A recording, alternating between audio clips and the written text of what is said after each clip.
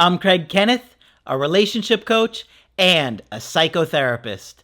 Every relationship is different and every breakup is different.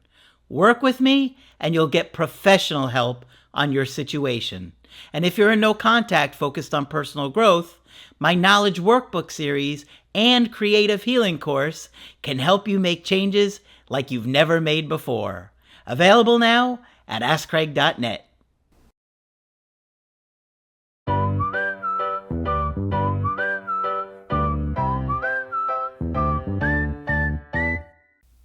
Hi there, I'm Coach Craig Kenneth. And I'm Coach Victoria. In this video, we're going to be talking to you about what if my ex only remembers the bad moment? We wish you could do a Men in Black. Just forget everything.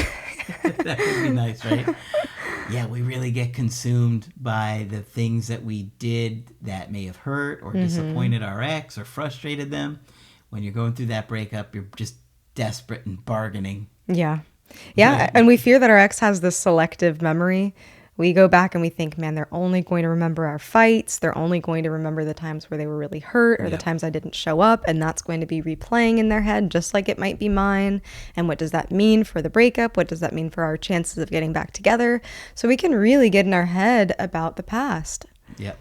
It's tough because, you know, when you're missing somebody and all you want is to repair it, you're thinking about, oh my gosh, those things that I said or did are going to hold them back. Those are going to be the things that make them not reach out, you know, and you just get consumed by it, you know? Yeah. And while it is important to not ignore the bad things that happened, we talk about this a lot. You know, you want to look back and see really what were the mistakes in the relationship. Where did things go wrong? How did things start to dissolve? Yeah. You know, we don't want to dwell on them too much either ourselves. We also talk about having self-compassion and not beating ourselves up for things that have happened. So it can be hard to balance those things. And we also have to remember we can't change the story in our ex's mind. We can't change their narrative. Sometimes we have no control over their narratives. A lot of times we don't. Yeah. And that can be, it can feel like a really bad thing, but it can also be a good thing because that means if they do reconsider the relationship, it's coming from a genuine place. They've come to that conclusion themselves rather than us trying to convince them or guilt them or force them back into something. And the convincing is not going to work. You're not even going to fool yourself if you're really honest with yourself. But you can get caught up with the BS that you tell yourself. I had a client recently that was really struggling to see how his choices really impacted the relationship and lying. And I was like, listen, if I can see through this the way that I am, you can bet your ex who's known you for years can see through it. So you have to be honest and authentic here and not try and manipulate or change the story around or the narrative in a fake way, because they're not going to believe it anyway. Your desperation is not going to trick them, right? Yeah. On some deep level, they're going to feel it. They're going to sense it. And so, okay, we made mistakes. We all make mistakes. We all say or do things that we maybe don't mean or regret. And we have to accept that and acknowledge that.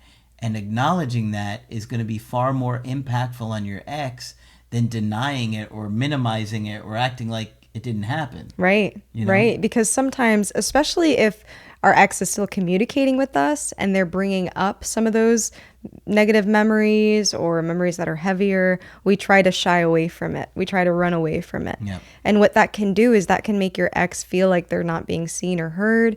They can say, okay, I keep bringing up these bad moments because you're not seeing them. You're not seeing how bad that they have been for me. You're not seeing the impact of those bad moments for me. So sometimes we were like, please don't remember that. Please forget about that. Let's move on. Let's talk about something else. But that can really come off as being dismissive. Right. I've changed. So we can also be really quick to be defensive too. In the relationship particularly. Yep. Right. In the breakup, we don't get as defensive because like when you're in the relationship, you're kind of in that dynamic of, well, you do that too. And what about what you did the other day? And what about, you know, right. Kind of like, but when you're in this dynamic of they're walking away, you're like, You can't be as defensive Right. with them. And sometimes people still are, it was just one time. I didn't mean it. She didn't mean anything to me. Or sometimes it's comments, people are mean to their partner during the relationship and their partner's done with it. Oh, I didn't mean it, or I was drunk, or, there's always these excuses that can come up. And that's what they sound like to your ex. They sound like excuses. They sound like dismissal. It sounds like, let's just brush this off and move on. Yep. When really sometimes diving into it for a conversation can make such a big difference. If you were to say, okay, I see that you're thinking about these bad moments a lot. Let's talk about what hurt. I see the way that these things have hurt you, and really dive into it rather than resisting so much. Now, we're not saying to break no contact and to try and have that conversation. It will go very poorly very quick.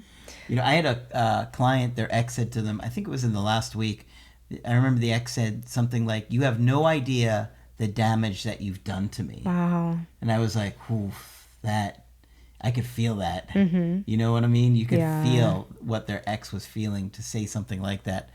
And I don't remember the context of it offhand, but I just remember thinking, oh, wow, okay, that feels really authentic. And I know he had done some stuff that had really hurt this woman.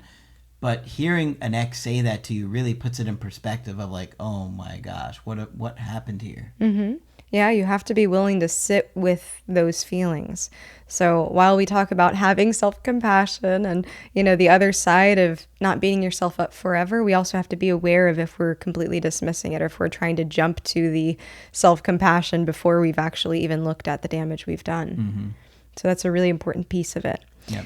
So we tend to look at the past, the present, and the future through the lens of how we're feeling in the moment a lot.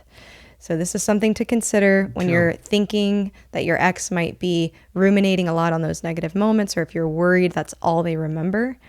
They might be feeling some bitterness from the breakup. They might be feeling some residual anger from the breakup. Especially at the beginning. Right. But this is why we say you have to let their feelings change. In the beginning, they're going to feel more like that. Yeah. And so they're going to look at that past, present, and future through that lens, meaning they might be focused more on those bad moments that are confirming their decision to break up. Those are the things that they're looking at the moment. And we have to be able to sit with that and be okay with that. Yeah, when they're angry, you don't want to be trying to change their mind. They're going to be even more annoyed. Right. Right. And feelings change, right? So over time, their anger can subside. They can start to see things from a different perspective. Then some of those other memories pop up. Well, this person was really transparent here, or was really proactive here, or, did show they cared in this moment. So these are conversations that exes, people in general, are having in their mind all the time. Yep. And when we try to intervene, and when we try to force, and when we try to make our ex think of the relationship in a certain way for them, then that can become really restrictive, and that can be something that ends up backfiring on us. It does, guys. I'm telling you, you try and change your mind, manipulate, guilt, whatever it may be, it's only going to have them saying, well, that's great. I'm glad you understand it now. And you're going to be like, you don't want to hear that. And believe me, it's coming. That's why you want to give them the space to process and let their feelings change as they need to. Stop trying to manipulate. It doesn't work. It blows up in your face. Yeah. Yep. Feelings change. People can process things, go through different amounts of anger and resentment, but then calm down and see things more clearly. And you have to be confident enough within yourself that you're not going to beg or plead in those moments where the dynamics have changed or shifted. You have to stay strong within yourself and be flexible to whatever your ex may need at that time. Begging and manipulating only looks weak and turns them off. And remember, everybody has limits. So we can't control our ex's narrative. We can't control their story. They may have reached their limit on, what they're willing to tolerate. And that's something that you have to be able to accept yourself, right? We can't intervene in those moments. But what we can do is we can give that person space to come to their own conclusions, to process as they will, to cool down and calm down, and give them the opportunity to rethink things. And they often do. It's a process. You have to understand that it is a process, and that they're going to go through a lot just like you're going to go through a lot. but they need to do that on their own time. So stop trying to manipulate it. It'll backfire. Yeah, they need their own time to be able to challenge their own thoughts. If you're in their face challenging their thoughts all the time, they're not going to have that ability to do that for themselves.